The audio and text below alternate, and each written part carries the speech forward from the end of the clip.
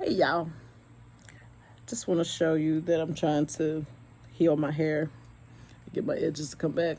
Stealth, they're coming back. Listen, I got my own little powerful bun going on. I told y'all I got a head full of baby hair, and it needs to get a little stronger because I wore weave so much. It made my edges thinner because it pulls your hair, but my hair is not thin. As you see, I got four gray hairs. Yeah, and I don't color my hair. This is the natural color of my hair. This is the natural texture of my hair. So I tell y'all, I got a full head of baby hair. Listen, it's the silliest thing ever, but my hair is extremely soft. The only thing that I have in it right now is conditioner. I have no gel, no edge control. I have leave-in conditioner, and this is what happens. Listen, I'm not complaining because I need my curly girls to know, listen, I love having curly hair and green eyes.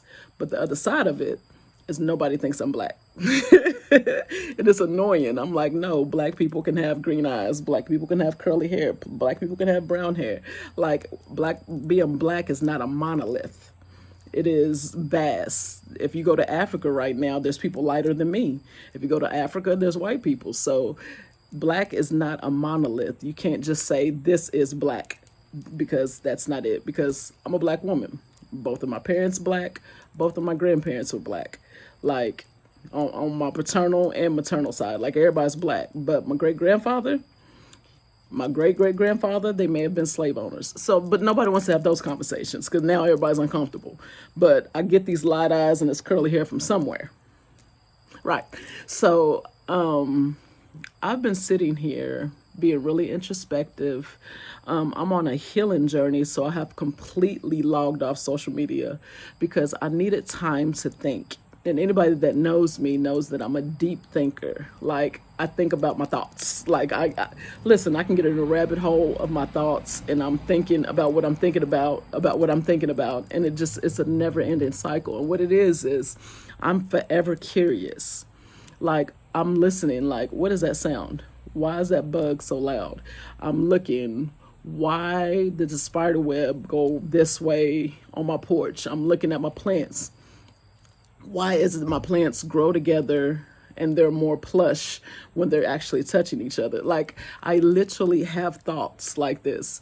Why is that plant over here like pink and green and the plant over here is like green and brown? Like, I think all the time. And so I would like to help somebody out.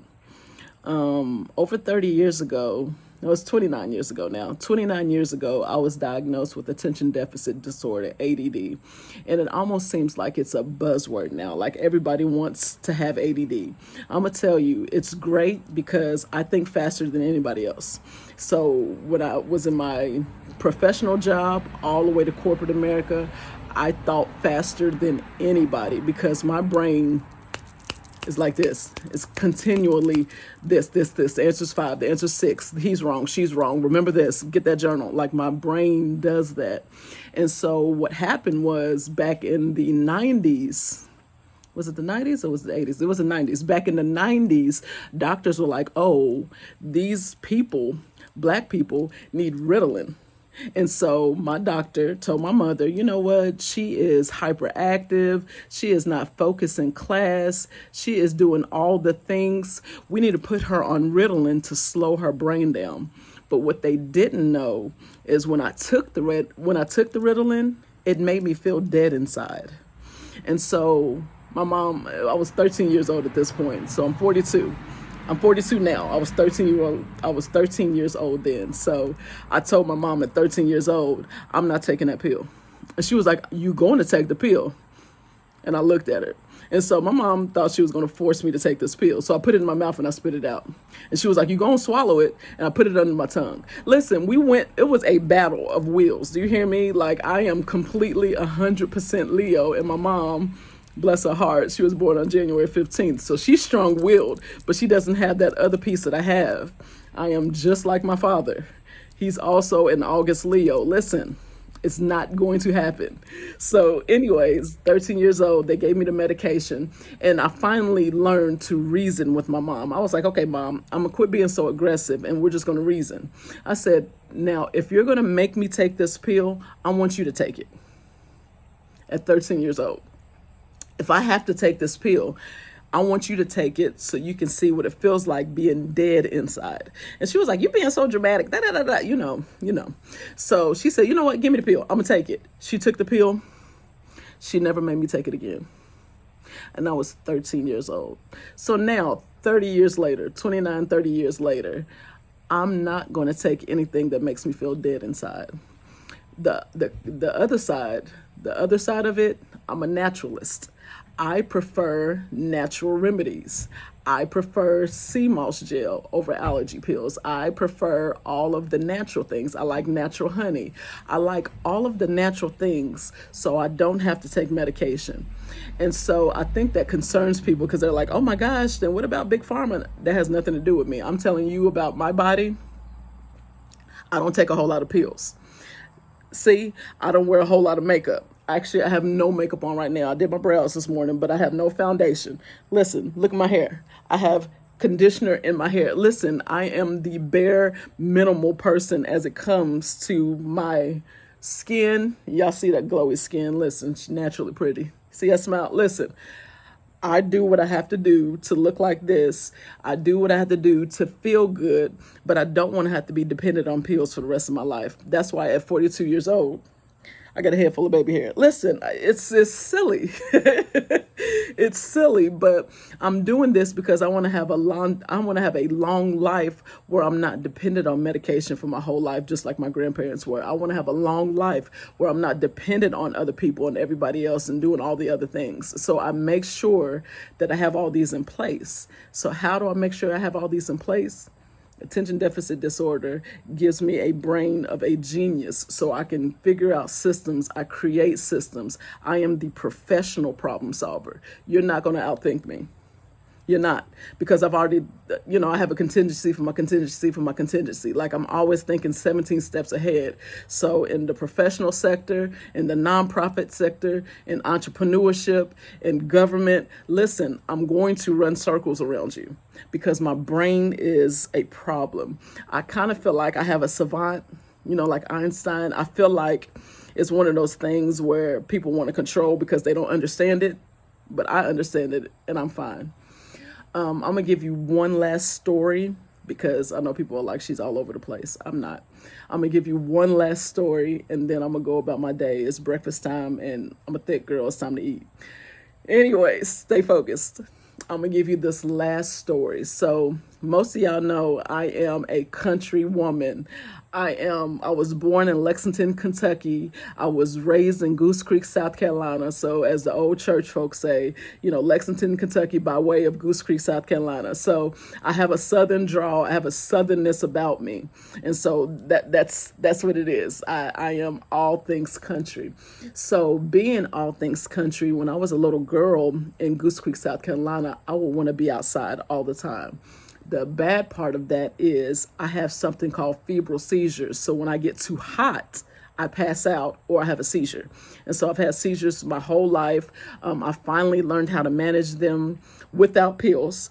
I make sure that I have beverages with me. I make sure to manage my temperature. I manage the environment that I'm around. If you ever notice, if I get too hot somewhere, I'll walk out. I have a fan with me. There's things that I do to make sure that my core, and that's what happens, my core gets too hot, and to protect my body and to protect my organs, I pass out. And then sometimes if it gets too hot, I have a seizure. So anyway, stay focused. So in Goose Creek, South Carolina, I would like to be outside all the time. And you could ask my mom, she'll tell you to this day, I used to love being outside. I would sit outside. Oh my God. This is the biggest hawk I have ever seen in my life. Anyways, I want to be outside all the time. I used to sneak outside to pet my granny's dog Dusty. I used to sneak outside just so I can look around and look at the sky. Y'all, I am mesmerized by the sky. Most people don't take the time just to sit and look at the sky. Like I'm looking at the sky now and it's overcast. But a few minutes ago, I watched the clouds move and I got a glimpse of the sun. So it tells me beyond the clouds, there's a sun. Listen, that'll bless you if you let it. Stay focused. Stay focused. So Goose Creek, South Carolina, I was a child. I would look at the sky and I remember laying in the grass. That's how country I was. I would lay in the grass and my mom would get so mad because she was like, girl, get out that grass. And I'm like, I'm gonna lay in this grass because it feels good. So I would lay in the grass. I was grounding as a baby and didn't even know what it was. I would lay in the grass, I would be barefoot in the grass, and I would stare at the sky for hours. If my mom let me be outside for 15, 20 minutes, I would sit for 15, 20 minutes. But if I had my druthers, I would be outside looking at the sky. So my parents were married at this time, and my dad and my mom said they couldn't figure out how I knew what time my dad got off work every day. So I was too young to know what a clock was. I was too young to tell time. I didn't have a watch. And of course, there were no cell phones back then. But every day I knew what time my dad got off work. So you know what it was? I spent so much time staring at the sky. I noticed if the sun goes over the trees and stops right there, Daddy comes home when the sun goes over the trees right there. So in my little head, I said, let me get my shoes on and let me stand by the door because my daddy's going to get off work when the sun goes by those trees. I had to be every bit of four or five. Like I had to be really little. And ask either one of my parents, they to this day, they didn't know that I had a system at the age of 4.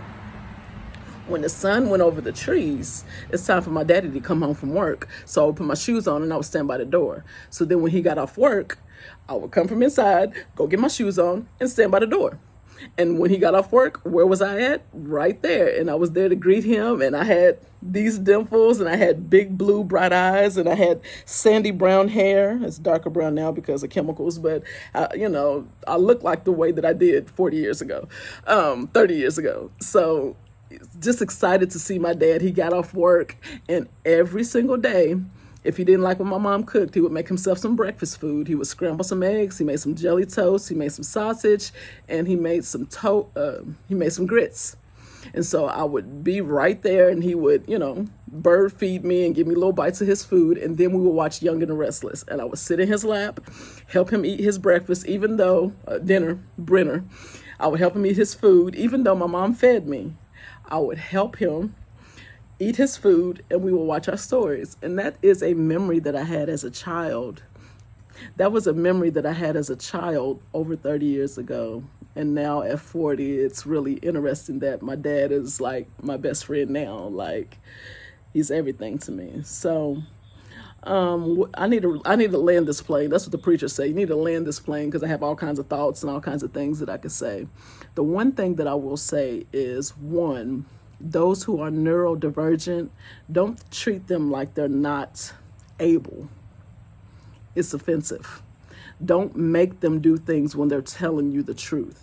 I told doctors time and time again, I know my body more than you know my body.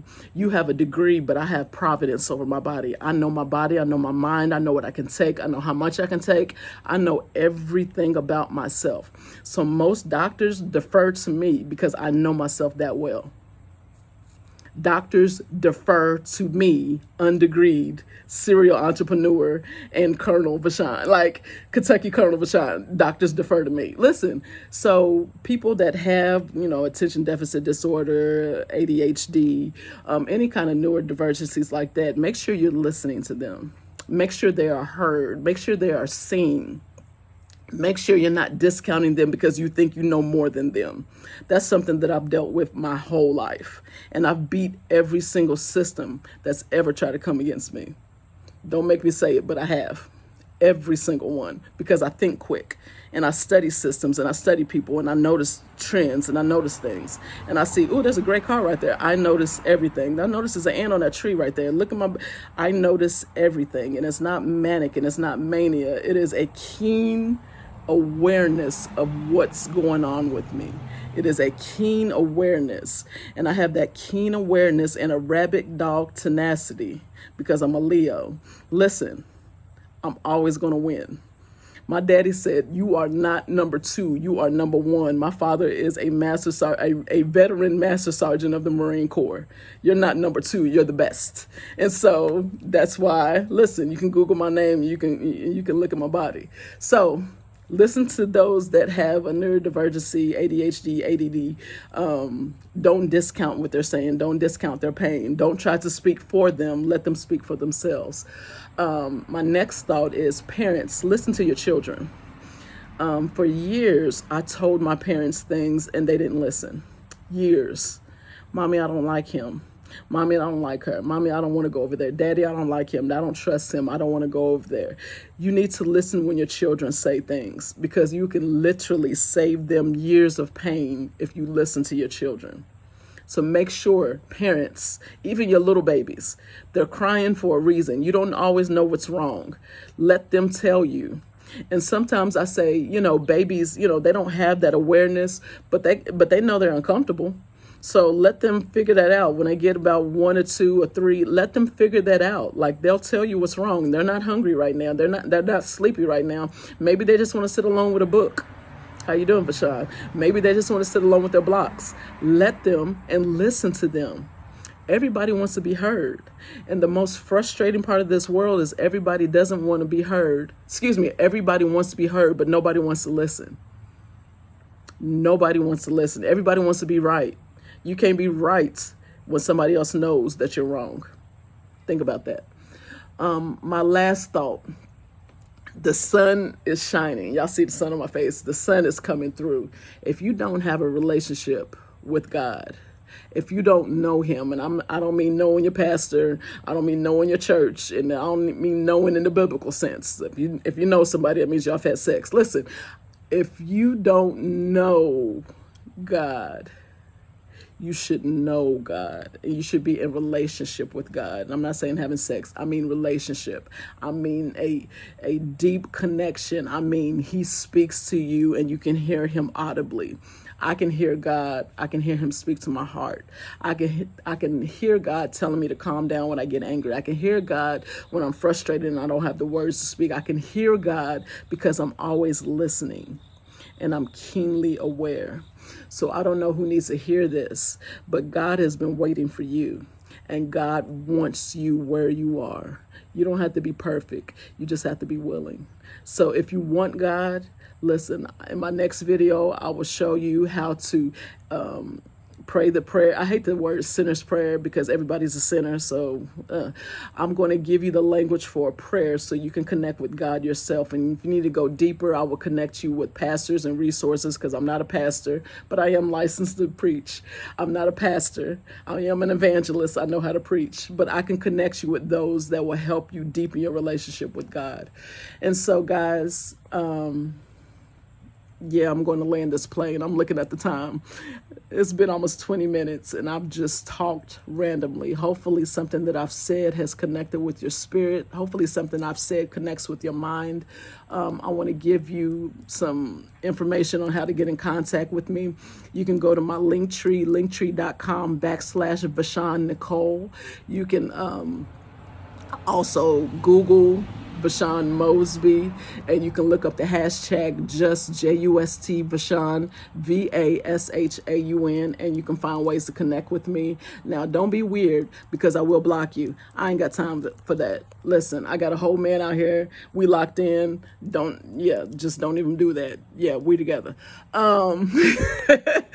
Make sure you connect with me. If there's anything that I can do, the best way to contact me is email. I check my email every single day. I check my DMs when I feel like it. I check my text when I remember it. So if you need immediate contact with me, email is always the best way to do it.